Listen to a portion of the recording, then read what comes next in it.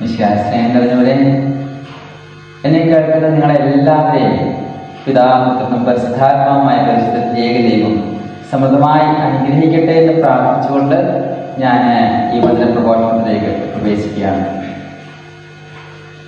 പ്രിയപ്പെട്ടവരെ, latest census അനുസരിച്ച് ഇന്ന് ലോകത്ത് 780 കോടി ജനങ്ങൾ വസിക്കുന്നുണ്ട്.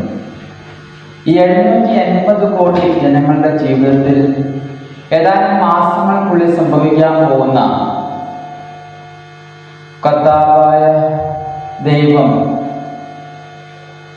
അനേക വിശുദ്ധരിലൂടെയും മിസ്റ്റിക്കുകളിലൂടെയും നൽകിയ സന്ദേശങ്ങൾ വഴിയായി സംഭവിക്കാൻ പോകുന്ന ഒരു വലിയ സംഭവത്തെ കുറിച്ചാണ് ഞാൻ നിങ്ങളുമായിട്ട് ഷെയർ ചെയ്യാൻ പോകുന്നത്. ഭൂമിയിൽ ജീവിക്കുന്ന സകല മനുഷ്യരുടെയും ജാതി, മത, വർഗ, വർണ്ണ, ഭാഷ വ്യത്യാസമില്ലാതെ എല്ലാവരുടെയും ജീവിതത്തിൽ സംഭവിക്കാൻ പോകുന്നൊരു വലിയ സംഭവം. ഈ വലിയ സംഭവത്തിന്റെ പ്രാധാന്യത്തെ പറ്റി മനസ്സിലാക്കണമെങ്കിൽ പ്രിയപ്പെട്ടവരെ, ഭൂമിയുടെ ഉത്ഭവത്തിന് ശേഷം ഇതുവരെയുള്ള കാലഘട്ടത്തിൽ ഒരിക്കലും സംഭവിച്ചിട്ടില്ലാത്തതും ഇനി മുന്നോട്ട് ലോകത്തിന്റെ അവസാനം വരെയുള്ള സമയത്ത് ഒരിക്കൽ കൂടി സംഭവിക്കാത്തതുമായ ഒരു കാര്യത്തെ കുറിച്ചാണ്. ഈ ഭൂമിയിൽ ജീവിക്കുന്ന അനേക കോടി ജനങ്ങളിൽ ഏറെ പേർ വിശ്വാസികളുണ്ട്. അനേക കോടി ജനങ്ങൾ വിശ്വാസികളാണ്. അനേകം കോടി ജനങ്ങൾ വിശ്വസിക്കാത്തവരാണ്, ദൈവത്തിൽ വിശ്വസിക്കാത്തവരാണ്. ഇനിയും അനേകം കോടി ജനങ്ങൾ ആകെ ചിന്താക്കുഴപ്പത്തിലാക്കുന്നവരാണ്. അനേകം കോടി ജനങ്ങൾ ദൈവത്തെ മറന്നുകൊണ്ട് സ്വന്തം ഇഷ്ടപ്രകാരം പാപത്തിൽ ജീവിക്കുന്നവരാണ്. എന്നാൽ ഞാൻ പറഞ്ഞ ഈ സംഭവം നടക്കുമ്പോൾ പ്രിയപ്പെട്ടവരെ, ഭൂമിയിലെ സകല മനുഷ്യൻ, ചെറിയവനോ വലിയവനോ, ധനവാനോ പാവപ്പെട്ടവനോ, പണ്ഡിതനോ പാമരനോ, രാജാവോ പ്രധാനമന്ത്രിയോ, സ്ത്രീയോ പുരുഷനോ, സ്ത്രീയോ കുട്ടിയോ വ്യത്യാസമില്ലാതെ സകലരുടെ ജീവിതത്തിലും അവരെയും നമ്മെ ഓരോരുത്തരെയും ഈ പ്രപഞ്ചത്തിലെ സകല വസ്തുക്കളെ സൃഷ്ടിച്ച അത്യുന്നതനായ ദൈവത്തെയും ആ ദൈവത്തിന്റെ ഏകപുത്രനായ യേശുക്രിസ്തുവിനെ മുഖാമുഖം കാണുന്ന ഒരു വലിയ സംഭവം. ഒന്ന് ഓർത്തു നോക്കുക. ദൈവത്തെ നേരിട്ട് കാണാൻ സാധിക്കുക, അതോടൊപ്പം തന്നെ ദൈവത്തിന്റെ പ്രകാശത്താൽ ഓരോ മനുഷ്യനും തന്നിലെ ആത്മാവിന്റെ നിജസ്ഥിതി വ്യക്തമായി ബോധ്യപ്പെടുന്ന ഒരവസ്ഥ. പ്രിയപ്പെട്ടവരെ, അതാണ് ദ ഗ്രേറ്റ് വാർണിംഗ് അല്ലെങ്കിൽ മഹാ മുന്നറിയിപ്പ്. ഈ മുന്നറിയിപ്പിനെ പറ്റി പറയുന്നതിന് മുമ്പേ എൻ്റെ ഒരു ചെറിയ അനുഭവം നിങ്ങളുമായിട്ട് ഷെയർ ചെയ്യാൻ ആഗ്രഹിക്കുന്നു. കാരണം അത് ഈ മുന്നറിയിപ്പുമായിട്ട് ബന്ധപ്പെട്ടതാണ്. പ്രിയപ്പെട്ടവരെ, പരിശുദ്ധ കന്യകാമാതാവിന്റെ ഭക്തർക്ക് പ്രത്യേകിച്ച് ഈ ഭൂമിയിലെ പെറ്റമ്മയേക്കാൾ കൂടുതലായി അമ്മയെ സ്നേഹിക്കുകയും ബഹുമാനിക്കുകയും ആദരിക്കുകയും ചെയ്യുന്ന അമ്മയുടെ മക്കൾക്ക് അമ്മയുടെ ഫീസ്റ്റ് ദിവസങ്ങളിൽ, തിരുനാൾ ദിവസങ്ങളിൽ അമ്മ ചെറിയ സമ്മാനങ്ങൾ കൊടുക്കാറുണ്ട്. എൻ്റെ ജീവിതത്തിൽ പല പ്രാവശ്യം എനിക്ക് ലഭിച്ചിട്ടുണ്ട്. അപ്രകാരം ലഭിച്ച ഒരു സമ്മാനത്തെ കുറിച്ച് ഞാൻ ഇങ്ങോട്ട് പറയാൻ പോകുന്നു. ഏകദേശം 10 വർഷങ്ങൾക്ക് മുമ്പ്, ശരിക്കും പറയുകയാണെങ്കിൽ 2010 സെപ്റ്റംബർ 8 മാതാവിന്റെ ജനന തിരുനാൾ ദിവസം അമ്മയെ പറ്റി ധ്യാനിച്ചിരിക്കുമ്പോൾ അമ്മ പെട്ടെന്നൊരു സന്ദേശം തരികയുണ്ടായി.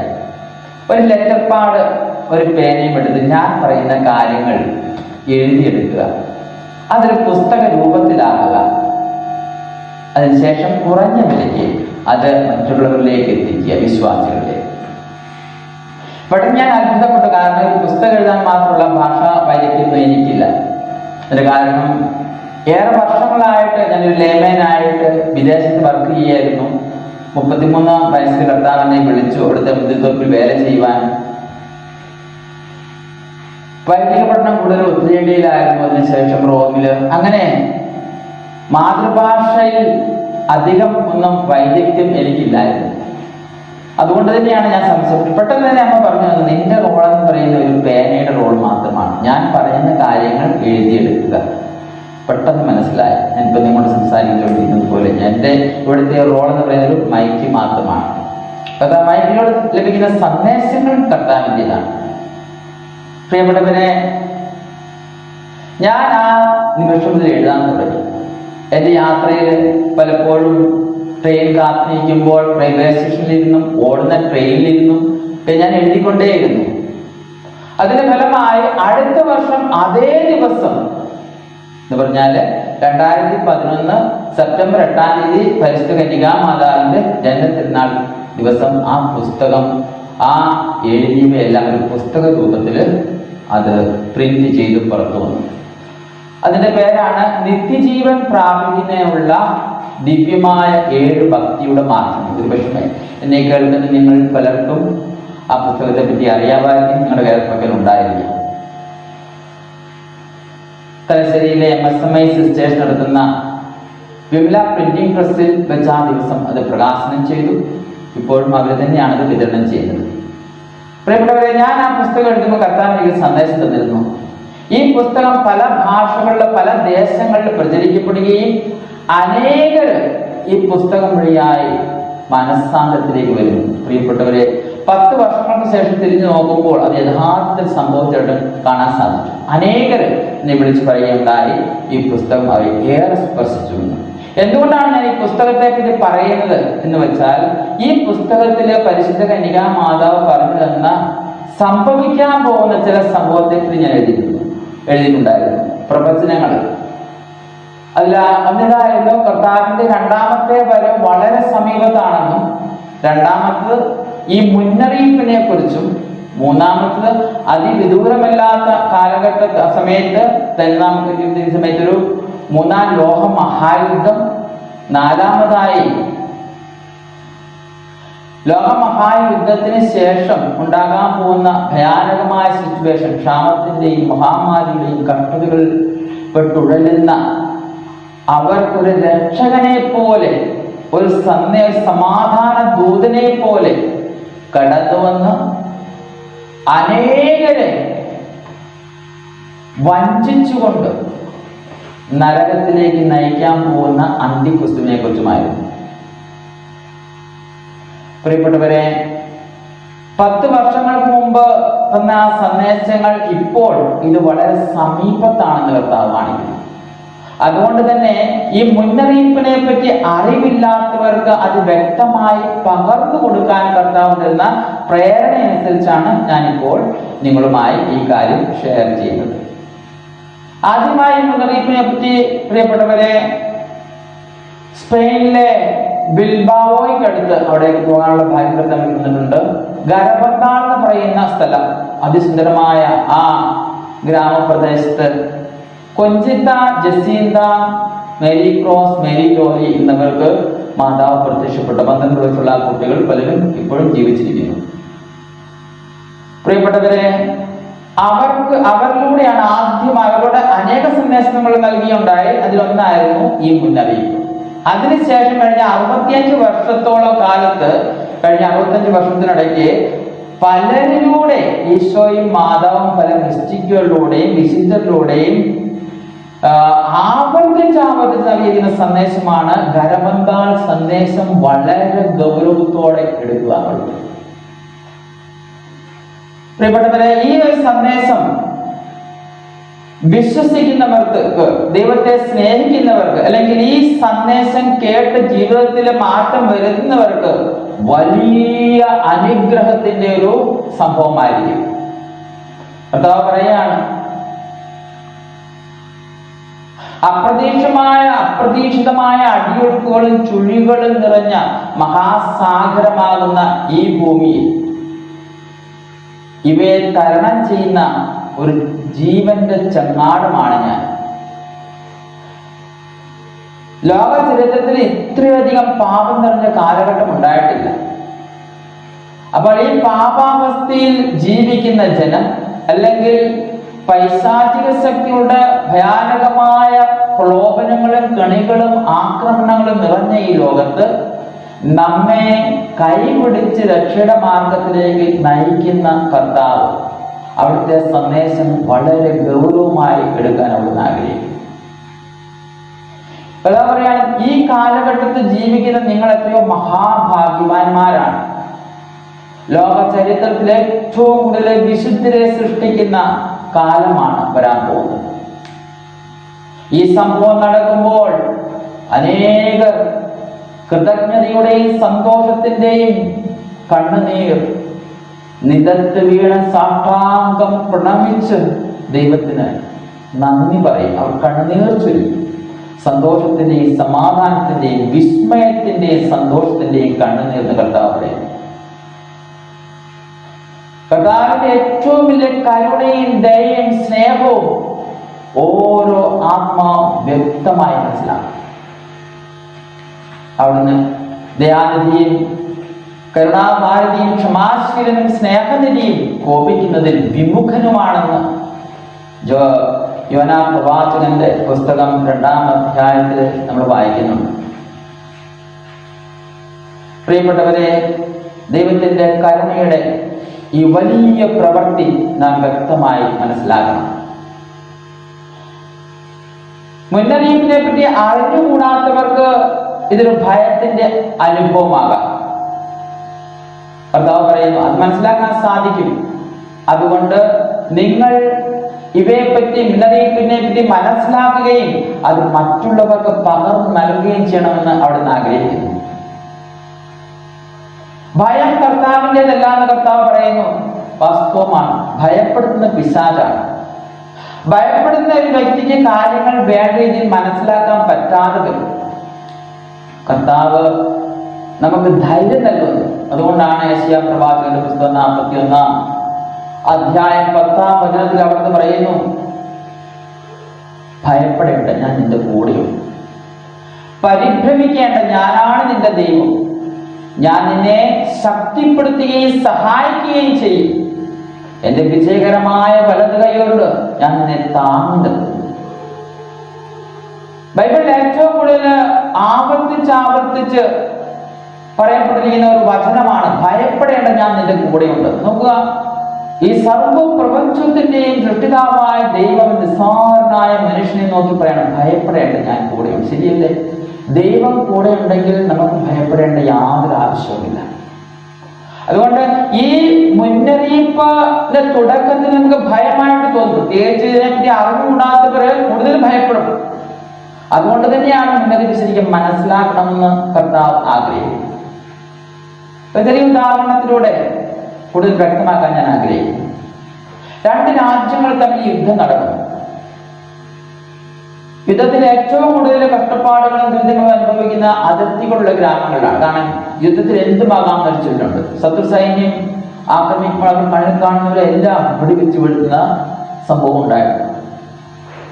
അങ്ങനെ അതിർത്തിയുള്ള 2 ഗ്രാമങ്ങൾ, ഒരേ രാജ്യത്തിൽ തന്നെ അതിർത്തിയുള്ള 2 ഗ്രാമങ്ങളെ ജനം അവർ കാണുകയാണ്, വിദൂരത്തിൽ നിന്ന് ഒരു സൈന്യം അവരുടെ നേരെ വരുന്നു. ആദ്യത്തെ ഗ്രാമത്തിലുള്ള ജനം വീട്ടിച്ചു വിറച്ചു അവർ അലറി കരയുകയും ഒന്നക്കിട്ട് വീഴുകയും ചെയ്യുന്നു. ശത്രു സൈന്യമാണ്. രണ്ടാമത്തെ ഗ്രാമത്തിലെ ജനം തലയുയർത്തുന്ന സ്വാഗതം ചെയ്യുന്നു അവരെ. യഥാർത്ഥത്തിൽ എന്താണ് സംഭവിച്ചത്? ഒരേ രാജ്യത്തിലെ സൈന്യമായിരുന്നത്. ഈ 2 വില്ലേജിലുള്ള ജനത്തിന് സംരക്ഷണം നൽകാൻ വേണ്ടി അയക്കപ്പെട്ടവരായിരുന്നു. പക്ഷെ മനസ്സിലാക്കിയേ വന്ന വൈരുദ്ധ്യം. ആദ്യത്തെ വില്ലേജിലെ ജനം ശരിക്കും മനസ്സിലാക്കില്ല. അവർ തെറ്റിദ്ധരിച്ചത് ശത്രു സൈന്യമാണെന്ന് കരുതി. എന്നാൽ രണ്ടാമത്തെ വില്ലേജിലെ ജനം യഥാർത്ഥത്തിൽ മനസ്സിലാക്കി തങ്ങളെ സംരക്ഷിക്കാൻ വരുന്ന തങ്ങളുടെ തന്നെ സ്വന്തം സൈന്യം. അവരെ സ്വാഗതം ചെയ്തു. ഇതുപോലെയാണ് പ്രിയപ്പെട്ടവരെ, മുന്നറിയിപ്പിനെ പറ്റി അറിയുന്നവർ സന്തോഷത്തോടുകൂടെ ഈ മുന്നറിയിപ്പിനെ സ്വാഗതം ചെയ്യും. അല്ലാത്തവർ ഭയപ്പെട്ടു പോകും. നമുക്കൊക്കെ വെടിക്കെട്ട് ഇഷ്ടമാണ്. വെടിക്കെട്ടിലെ ഈ അമിട്ടെന്ന് പറയുന്ന ഒരു പടക്കമുണ്ട്. അത് പൊട്ടുന്ന സമയത്ത് ഭയങ്കര ഞെട്ടലും ഭയമൊക്കെ തോന്നുമെങ്കിലും അടുത്ത നിമിഷം ആകാശത്തിൽ വിരിയുന്ന മനോഹരമായ ദൃശ്യങ്ങൾ കാണുമ്പോൾ മനസ്സിലെ സന്തോഷം, സമാധാനം.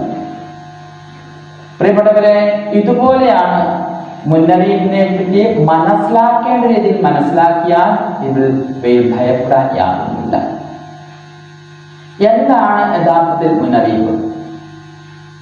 നനച്ചിരിക്കാത്ത ഒരു ദിവസം, ആരും പ്രതീക്ഷിക്കാത്ത ഒരു ദിവസം, നട്ടുച്ച സമയം ഭൂമി കറങ്ങുന്നതായിട്ട് അനുഭവപ്പെടും. എന്താണ് സംഭവിക്കുന്നതെന്ന് അറിയുന്നതിനായി ജനം പരിഭ്രമിച്ച് തന്റെ വാസസ്ഥലങ്ങളിൽ നിന്ന് പുറത്തേക്ക് വരും. ആകാശത്തിലേക്ക് നോക്കുന്നവർ ഒരു വലിയ അസാധാരണ ദൃശ്യം കാണും. സൂര്യൻ അസാധാരണമായ രീതിയിൽ വലിപ്പമുള്ളതും അതുപോലെ അസാധാരണമായ രീതിയിൽ പ്രകാശം വമിക്കുന്നതുമായ അവസ്ഥയിൽ കാണും. മാത്രമല്ല സൂര്യന് സമീപം മറ്റൊരു സൂര്യനെ അത്ഭുതകരമായ രീതിയിൽ കാണും. അടുത്തതായി ഫാത്തിമയിൽ സംഭവിച്ചതുപോലെ സൂര്യൻ സ്വയം കറങ്ങി ഭൂമിയിലേക്ക് വരുന്നതായിട്ട് അനുഭവം. വലിയൊരു ചൂട് സകലർക്കും അനുഭവപ്പെടും. അടുത്ത നിമിഷം പ്രിയപ്പെട്ടവരെ, രണ്ട് ദിശകളിൽ നിന്ന്, വിപരീത ദിശകളിൽ നിന്ന് വരുന്ന രണ്ട് വാൽ നക്ഷത്രങ്ങൾ വലിയ ശക്തിയോടുകൂടെ സ്ഫോടനാത്മകമായ രീതിയിൽ പൊട്ടിക്കൊണ്ടു. ആ അവസ്ഥയില് അതിന്റെ ശബ്ദം ഭൂമിയിലെ സകല മനുഷ്യരും കേൾക്കുക മാത്രമല്ല, അതിനെ തുടർന്ന് വലിയ ഭൂകമ്പം ഭൂമിയിലുണ്ടാകും. ഭൂമി ഇളകി ആടും. ഭൂമിയുടെ ചില ഭാഗങ്ങൾ അടർന്നു വീണതായിട്ട് അനുഭവപ്പെടും. പലരും അഭയത്തിനായി പിടിവള്ളിയിൽ പിടിച്ച് താഴെ വീഴും. ഒരു വലിയ സംഭവമായിരിക്കും. ഈ സംഭവത്തെ തുടർന്ന് പെട്ടെന്ന് തന്നെ ഭൂമി മുഴുവൻ അന്ധകാരത്തിലേക്ക് വഴുതി വീഴും. ആകാശത്തിലെയും ഭൂമിയിലെയും സകല വിളക്കുകളും അണയും. പ്രിയപ്പെട്ടവരെ, ഒന്ന് ഓർക്കുക, ഈശോയും മാതാവും താൻ തിരഞ്ഞെടുത്ത വ്യക്തികളിലൂടെ, മിസ്റ്റിക്കുകളിലൂടെ, വിശുദ്ധരിലൂടെ നൽകുന്ന സന്ദേശങ്ങളെല്ലാം വചനാധിഷ്ഠിതമാണ്. ആകാശവും ഭൂമിയും കടന്നു പോകും, എന്നാൽ എൻ്റെ വചനം കടന്നു പോവുകയില്ല എന്ന് കർത്താവ് വ്യക്തമായി നമ്മൾ പറയുന്നുണ്ട്. ലൂക്കാ അധ്യായം 21:33 വാക്യം. ദൈവത്തിന്റെ അധരത്തിൽ നിന്ന് വരുന്ന ഒരു വചനവും അത് പൂർണ്ണമാകാതെ ഒരിക്കലും കടന്നു പോവുകയില്ല. സത്യമാണ്. അതുകൊണ്ട് തന്നെ വചനാധിഷ്ഠിതമായ സന്ദേശങ്ങൾ നമുക്ക് പൂർണ്ണമായും വിശ്വസിക്കാൻ സാധിക്കും. ജോയൽ പ്രവാചകന്റെ പുസ്തകം 2-ാം അധ്യായം 30-ാം വാക്യത്തിൽ പറയുന്നു, അന്ന് ഞാൻ ആകാശത്തിലും ഭൂമിയിലും അടയാളങ്ങളും അത്ഭുതങ്ങളും, അത്ഭുതകരമായ അടയാളങ്ങൾ പ്രവർത്തിക്കും. അഗ്നിയും രക്തവും ധൂമപടലവും. കർത്താവിന്റെ മഹത്വം ഭയാനകവുമായ ദിനം ആഗതമാകുന്നതിന് മുമ്പ് സൂര്യൻ അന്ധകാരമയമായും ചന്ദ്രൻ രക്തമയമായും മാറും. കർത്താവിന്റെ നാമം വിളിച്ചുപേക്ഷിക്കുന്നവർ രക്ഷ പ്രാപിക്കും. വീണ്ടും പ്രിയപ്പെട്ടവരെ, ആമോസ് പ്രവാചകന്റെ പുസ്തകം 8-ാം അധ്യായം 9-ാം വാക്യം പറയുന്നു, അന്ന് മധ്യാഹ്നത്ത് സൂര്യൻ അസ്തമിക്കും, ഭൂമിയെ ഞാൻ അന്ധകാരത്തിലാക്കും. നട്ടുച്ചയ്ക്ക് ഞാൻ ഭൂമിയെ അന്ധകാരത്തിലാക്കും. നോക്കുക, ഈ വചനം കൃത്യമായിട്ട് ഈ സമയം ഇവിടെ സംഭവിക്കുന്നു. 3 മണിക്കൂർ നേരത്തേക്ക് ലോകം മുഴുവൻ അന്ധകാരമായി മാറും. നിങ്ങൾ പലരും കേട്ടിരിക്കുന്ന 3 ദിവസത്തെ ത്രിദിന അന്ധകാരത്തെ പറ്റിയല്ല ഞാനിവിടെ പറയുന്നത്.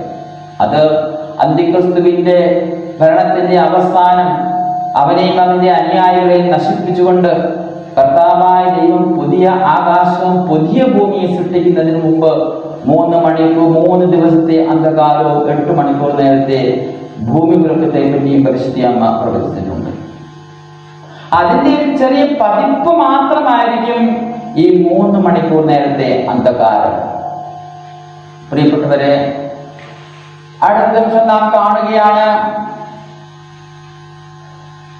ആകാശം ഒരു പാ തെറുക്കുന്നത് പോലെ തെറുത്തു മാറ്റപ്പെടും. അവിടെ ഒരു വലിയ അടയാളം കാണപ്പെടും. മനുഷ്യപുത്രന്റെ അടയാളം, കുരിശിന്റെ അടയാളം ഇപ്രകാരം കാണപ്പെടും. കർത്താവിന്റെ ആണിപ്പഴുതുകളിൽ നിന്ന് ശക്തമായ കരുണയുടെയും സ്നേഹത്തിന്റെയും രശ്മികൾ ഭൂമിയിലേക്ക് പതിക്കപ്പെടും. ഓരോ മനുഷ്യരിലും ആ രശ്മികൾ പതിക്കും. സൂര്യനേക്കാൾ ശക്തമായ ദിവ്യകിരണങ്ങൾ മനുഷ്യനിലേക്ക് ആഴ്ന്നിറങ്ങും. സ്നേഹം നിറഞ്ഞവരെ, അടുത്ത നിമിഷം ലോകം മുഴുവൻ ഒരു വലിയ നിശബ്ദതയിലേക്ക് വീഴും. ഹബക്കൂക്ക് പ്രവാചകന്റെ പുസ്തകം 2-ാം അധ്യായം 20-ാം വാക്യം. ഭൂമി മുഴുവൻ കർത്താവിന്റെ മുമ്പിൽ മൗനം വച്ചിക്കട്ടെ. ഇതാണ് വചനത്തിന്റെ പൂർത്തീകരണം. സകല ഭൂമിയിലെ സകലയിടത്തും എല്ലായിടത്തും ഒരു വലിയ നിശബ്ദത വ്യാപിക്കും. മാത്രമല്ല സകലതും നിശ്ചലമാകുന്ന ഒരവസ്ഥ. ഇതുവരെ ഭൂമിയിൽ ഒരിക്കലും സംഭവിച്ചിട്ടില്ലാത്തതും ഇനി സംഭവിക്കാൻ പോകുന്നില്ലാത്തതുമായ ദൈവത്തിന്റെ ഒരു വലിയ അത്ഭുതകരമായ കാര്യം. പറക്കുന്ന വിമാനങ്ങൾ ഉള്ളവരും, ചലിക്കുന്ന കപ്പലുകളും ബോട്ടുകളും അതിലുള്ളവരും, ഓടിക്കൊണ്ടിരിക്കുന്ന കോടിക്കണക്കിന് വാഹനങ്ങളും അതിലുള്ളവരും എല്ലാം നിശ്ചലമാകുന്ന ഒരവസ്ഥ. 15 മിനിറ്റ് നീണ്ടു നിൽക്കുന്ന ഈ സംഭവം പക്ഷെ നമുക്കത് ഒരു 3 മണിക്കൂറായിട്ട് അനുഭവപ്പെടും.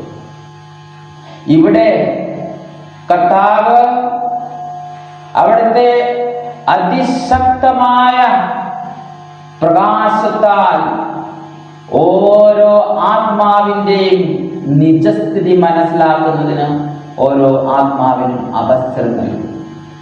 ഓരോ ആത്മാവും കർത്താവിന്റെ പക്കലേക്ക് ആനയിക്കപ്പെടും. മരണസമയത്തുണ്ടാകുന്ന തിരിച്ചറിവ് പോലെയായിരിക്കും ആ അവസ്ഥ.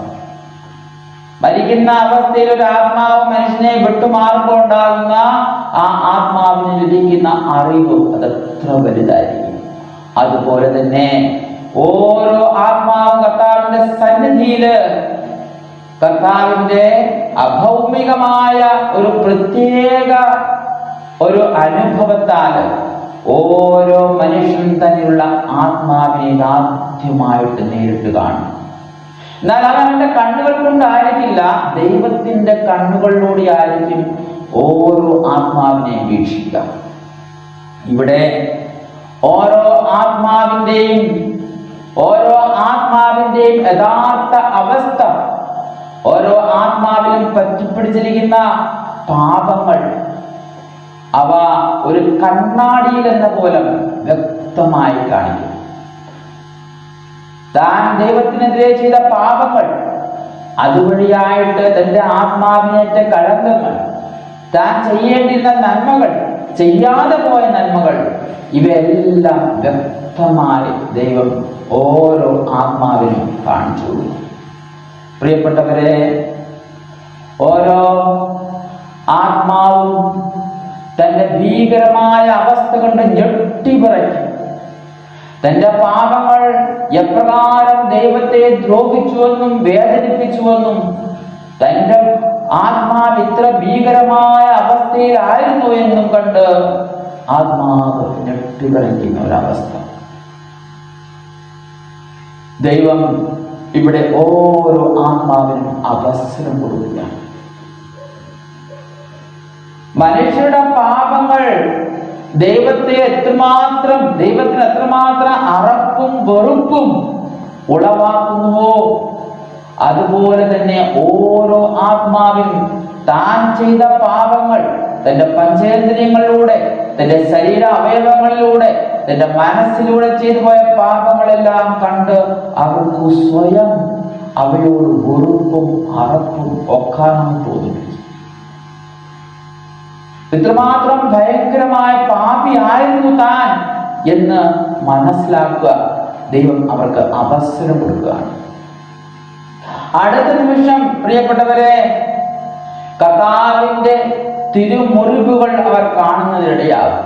നമുക്കറിയാം, മാരക പാപം ചെയ്യുന്ന ഒരു വ്യക്തി ഈശോയെ വീണ്ടും കുരിശിൽ തറയ്ക്കുകയാണ് ചെയ്യുന്നത്. കാരണം മനുഷ്യജാതിയുടെ പാപങ്ങൾക്ക് കാരണമാണ് അവിടുന്ന് കുരിശിലേറിയത്. വീണ്ടും മനുഷ്യൻ അതേ പാപം ചെയ്യുമ്പോൾ ആ വ്യക്തി വീണ്ടും കർത്താവിനെ കുരിശിൽ തറയ്ക്കുകയാണ് ചെയ്യുന്നത്. അതുപോലെ മാരക പാപത്തിൽ ജീവിക്കുന്ന വ്യക്തികൾ തങ്ങളുടെ മാരക പാപത്തിലൂടെ കർത്താവിനെ തുപ്പുകയും അടിക്കുകയും തൊഴിക്കുകയും എല്ലാം ചെയ്യും. ഇതുപോലെ തന്നെ തന്റെ പാപങ്ങൾ എപ്രകാരം നല്ലവനായ ദൈവത്തെ വേദനിപ്പിച്ചുവെന്നും മുറിവുകളേൽപ്പിച്ചുവെന്നും അവർ തിരിച്ചറിയും. മുറിവുകളേറ്റ കർത്താവിന്റെ ശരീരത്തിലേക്ക്, അവിടുത്തെ മുഖത്തേക്ക് അവർ നോക്കും. കർത്താവിന്റെ കുരിശുമരണ പിതാവായ ദൈവത്തിനെതിരെ എത്ര വലിയ അതിക്രമണമാണ്, എത്ര വലിയ അപരാധമാണ് ദൈവപിതാവ് അനുഭവിച്ച വേദനകളെല്ലാം അവർ നേരിട്ട് മനസ്സിലാക്കും. പ്രിയപ്പെട്ടവരെ, അടുത്തതായി ദൈവം ഇവർക്ക് നമുക്കെല്ലാവർക്കും അനുദപിക്കാനുള്ള ഒരു അവസരം കൊടുക്കുകയാണ്. അനുദപിക്കാനുള്ള ദൈവത്തിന്റെ വലിയ കരുണയാണെന്ന് ഓർക്കുക. മുന്നറിയിപ്പ് എന്ന് പറയുന്നത് ദൈവത്തിന്റെ ഏറ്റവും വലിയ കരുണയുടെ ഒരു പ്രവൃത്തിയാണ്. സകല മനുഷ്യർക്കും അവസാനമായി തന്റെ പാപങ്ങളെല്ലാം ഉപേക്ഷിച്ച് ദൈവത്തിലേക്ക് തിരിച്ചു വന്ന് നിത്യരക്ഷ നേടാനുള്ള ഒരു വലിയ അവസരമാണ് ഈ മുന്നറിയിപ്പിലൂടെ ദൈവം നൽകുന്നതെന്ന് ഓർക്കുക. അനുദപിക്കാനുള്ള സമയമാണ്. യെശയ്യാപ്രവാചകന്റെ പുസ്തകം 53-ാം അധ്യായം 5-6 വാക്യങ്ങൾ ഓർക്കുക. നമ്മുടെ അതിക്രമങ്ങൾക്ക് വേണ്ടി അവൻ മുറിവേൽപ്പിക്കും. നമ്മുടെ അകൃത്യങ്ങൾ അവനെ ക്ഷതമേൽപ്പിച്ചു. നമ്മുടെ അകൃത്യങ്ങൾ കർത്താവ് അവന്റെ മേൽ ചുമത്തി. അവൻ പീഡിപ്പിക്കപ്പെടുകയും ക്ഷതമേൽക്കപ്പെടുകയും ചെയ്തു. ഇതെല്ലാം എന്റെ പാപങ്ങൾ വഴിയായിട്ടാണ് കർത്താവ് ഈ വേദന അനുഭവിച്ചുകൊണ്ടിരിക്കുന്നതും എന്ന് മനസ്സിലാക്കുമ്പോൾ പ്രിയപ്പെട്ടവരെ, ഓരോ ആത്മാവും തേങ്ങി കരയുവാനായി അനുദപിക്കാനുള്ള അവസരം ദൈവം കൊടുക്കുകയാണ്. കാരണം പശ്ചാത്തപിക്കാത്തതിന് രക്ഷയില്ല. നിങ്ങൾ പശ്ചാത്തപിക്കുന്നില്ല എങ്കിൽ അപ്രകാരം നിങ്ങൾ എല്ലാവരും നശിക്കുമെന്ന വചനവും. പശ്ചാത്താപിക്കുന്ന പാപിക്ക് മാത്രമേ രക്ഷയുള്ളൂ. ദൈവത്തിന്റെ കരുണ നമ്മളിൽ അനുതാപം സൃഷ്ടിക്കുന്നതിന് വേണ്ടി അവിടുന്ന് നമുക്ക് ഇങ്ങനെ അവസരം തരികയാണ്. അടുത്തതായി പ്രിയപ്പെട്ടവരെ, മാരക പാപത്തിൽ ആയിരിക്കുന്ന വ്യക്തികൾ അപ്രകാരം മാരക പാപത്തിൽ മരിക്കുന്ന പക്ഷം എന്ത് സംഭവിക്കുമെന്ന് കർത്താവ് കാണിച്ചു കൊടുക്കും ഓരോ ആത്മാവിനും. ഇന്നത്തെ കാലഘട്ടത്തിൽ പലരും നരകമില്ല എന്നും ശുദ്ധീകരണ സ്ഥലമില്ല എന്നും സ്വർഗമില്ല എന്നും വിശ്വസിക്കുന്നവരുണ്ട്. എല്ലാവർക്കും ആവശ്യം പ്രൂഫാണ്. എന്നാൽ ഈ മുന്നറിയിപ്പിലൂടെ ആകാശത്തിന്റെ കീഴിൽ വസിക്കുന്ന സകല മനുഷ്യർക്കും, അവിശ്വാസികൾക്കും, പാപികൾക്കും, ദൈവത്തെ അറിഞ്ഞുകൂടാത്തവർക്കും, വിശ്വസിക്കാത്തവർക്കും, അന്യമതവിഭാഗത്തിൽപ്പെട്ടവർക്കും എല്ലാവർക്കും ഈ സത്യം വ്യക്തമായി മനസ്സിലാക്കി കൊടുക്കുക. ദൈവമുണ്ടെന്നും സ്വർഗമുണ്ടെന്നും നരകമുണ്ടെന്നും നിത്യജീവനുണ്ടെന്നും നിത്യനരകമുണ്ടെന്നും എല്ലാം വ്യക്തമാക്കി മനസ്സിലാക്കി കൊടുക്കും. പ്രൂഫ് എല്ലാവർക്കും കർത്താവ്. മാരകപാപത്തിലായിരിക്കുന്നവർ ഭയാനകമായ നരകത്തിന്റെ പീഡനങ്ങളിലൂടെ കടന്നുപോകും. എന്തിനാണ്? അതും കരുണയുടെ ഒരു പ്രവൃത്തിയാണ്. ഈ അവസ്ഥയിൽ മരിക്കുന്ന പക്ഷം ഇതായിരിക്കും നിന്റെ അവസ്ഥ എന്ന് കാണിച്ചു കൊടുക്കുകയാണ്. മനസ്തപിച്ചുകൊണ്ട് തിരിച്ചു വരിക, പാപങ്ങൾ ഉപേക്ഷിച്ചുകൊണ്ട് കർത്താവിന്റെ പക്കലേക്ക് വരിക, ഇതാണ് കർത്താവ് ആഗ്രഹിക്കുന്നത്. പ്രിയപ്പെട്ടവരെ, അനേക ജനതകൾ ഈ അവസ്ഥയിൽ ഭയാനകമായ വേദനകളും പീഡനങ്ങളും അനുഭവിച്ച് തന്റെ പാപങ്ങളെ കുറിച്ച് അനുഭവിക്കും. നിത്യമായ നരകത്തിന്റെ അവസ്ഥ അവർ കാണും. ഒരിക്കൽ നരകത്തിൽ പതിച്ചാൽ അതിനൊരിക്കലും രക്ഷയില്ല. അടുത്തതായി മാരക പാപം ചെയ്യുന്നില്ല, പക്ഷേ ലഘുപാപങ്ങൾ ചെയ്തുകൊണ്ട് ജീവിക്കുന്നവരുണ്ട്. നമ്മൾ പലരും അപ്രകാരമുള്ളവരാണ്. ആ അവസ്ഥയിൽ മരിക്കുന്ന പക്ഷം എന്ത് സംഭവിക്കുന്ന കർത്താവ് കാണിച്ചു കൊടുക്കും. ശുദ്ധീകരണ സ്ഥലത്തിലെ വേദന എത്ര ഭയാനകമാണെന്ന് വ്യക്തമായി കാണിച്ചു കൊടുക്കും. 1 മണിക്കൂർ നേരത്തെ ശുദ്ധീകരണ സ്ഥലത്തിലെ വേദന ഈ ഭൂമിയിലെ 100 വർഷത്തെ അതികഠിനമായ വേദനയ്ക്ക് തുല്യമാണെന്ന് സഭാപിതാക്കന്മാർ നമ്മളെ പഠിപ്പിച്ചിട്ടുണ്ട്. തിരുസഭ നമ്മളെ പഠിപ്പിക്കുന്നുണ്ട്. ഇന്ന് പലരും ശുദ്ധീകരണ സ്ഥലം ഉണ്ടെന്ന് വിശ്വസിക്കുന്നില്ല. അവർക്കത് വ്യക്തമായിട്ട് കർത്താവ് കാണിച്ചു കൊടുക്കും. നിസ്സാരമായ ഓരോ പാപത്തിൽ നിന്ന് വരെ ഒഴിഞ്ഞു മാറി പ്രിയപ്പെട്ടവരെ നന്മ ചെയ്തുകൊണ്ട് കർത്താവിന്റെ വരവിനായി ഒരുങ്ങുക എന്നതാണ് ഇതെന്ന് കർത്താവ് നൽകുന്ന സന്ദേശം. അടുത്തതായി എല്ലാ ആഴ്ചയും കുമ്പസാരിച്ച് ദിവസവും കുർബാന കൈക്കൊണ്ട് കൃപാപരാവസ്ഥയിൽ ജീവിക്കുന്ന വ്യക്തികൾക്ക് സ്വർഗത്തിന്റെ വലിയ ആനന്ദവും സന്തോഷവും ഉണ്ടാവും. പ്രിയപ്പെട്ടവരെ, ഇതും നമുക്ക് ലഭിച്ചിരിക്കുന്ന വിശ്വാസത്തിൽ വീണ്ടും വീണ്ടും മുന്നോട്ട് നാം ഉയരുന്നതിന് വേണ്ടി, നമ്മുടെ വിശ്വാസ വർധനയ്ക്ക് വേണ്ടിയിട്ടുമാണ് കർത്താവ് ഇങ്ങനെ ഒരു അവസരം നൽകുന്നത്.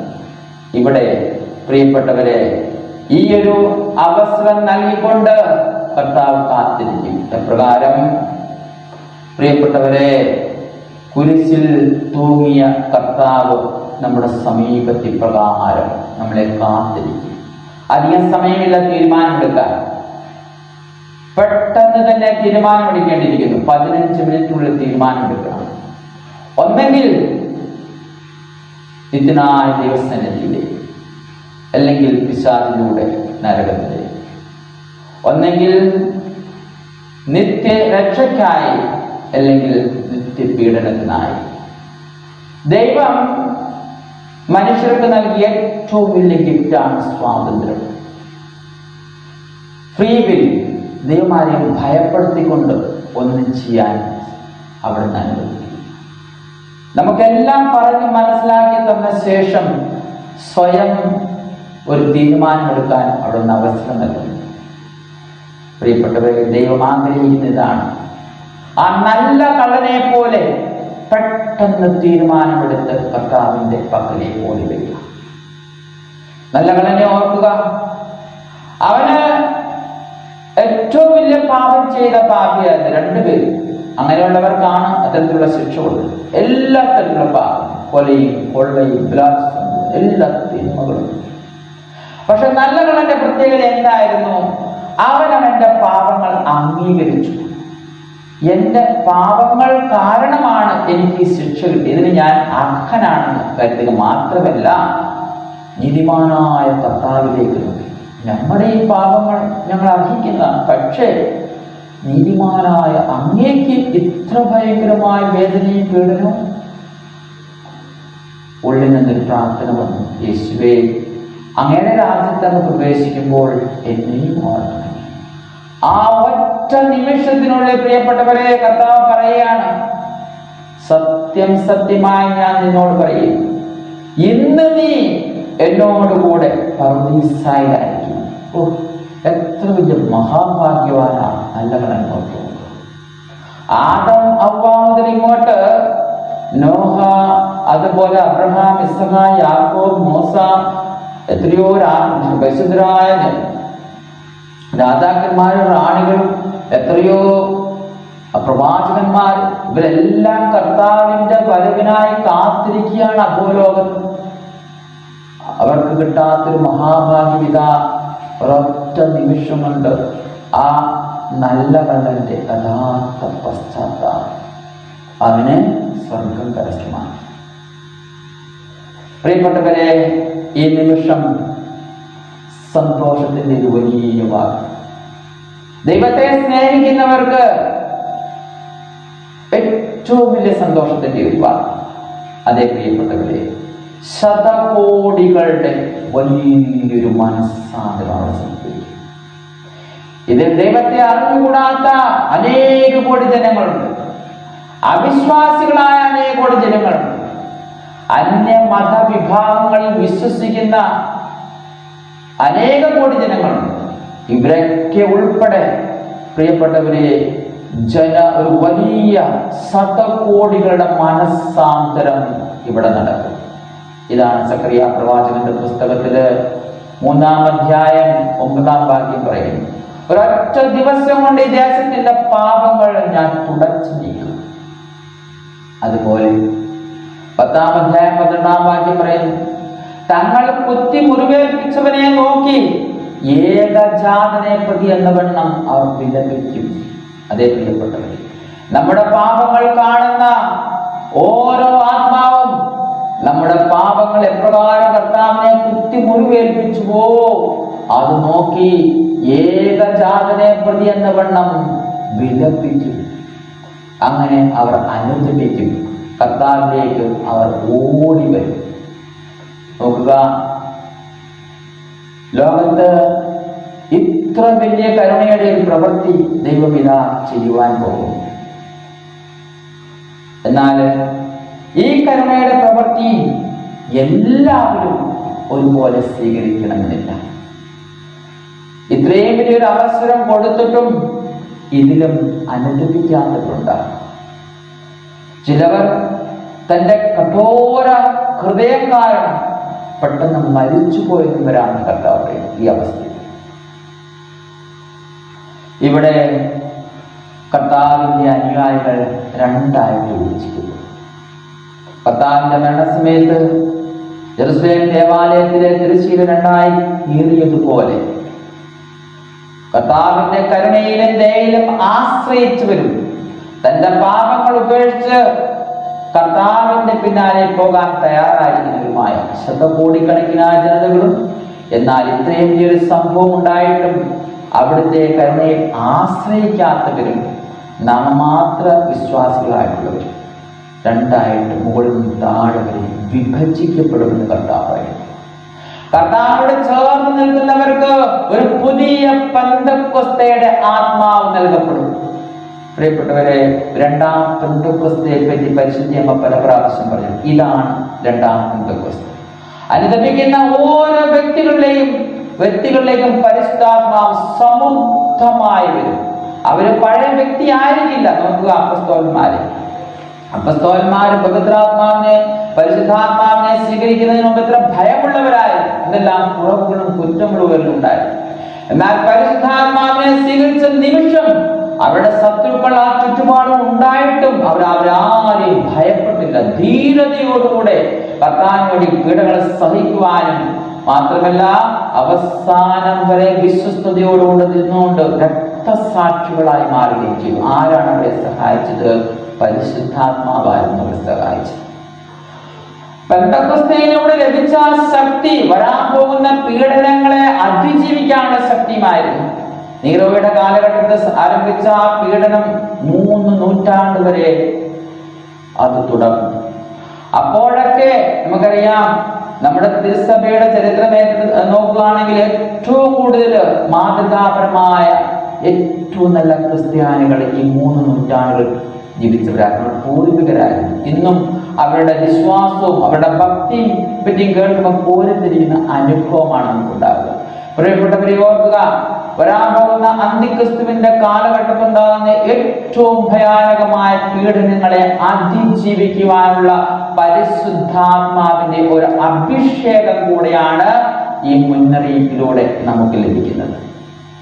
ദൈവത്തെ നമ്മൾ എത്രമാത്രം ദൈവത്തിന് നന്ദി പറയണം.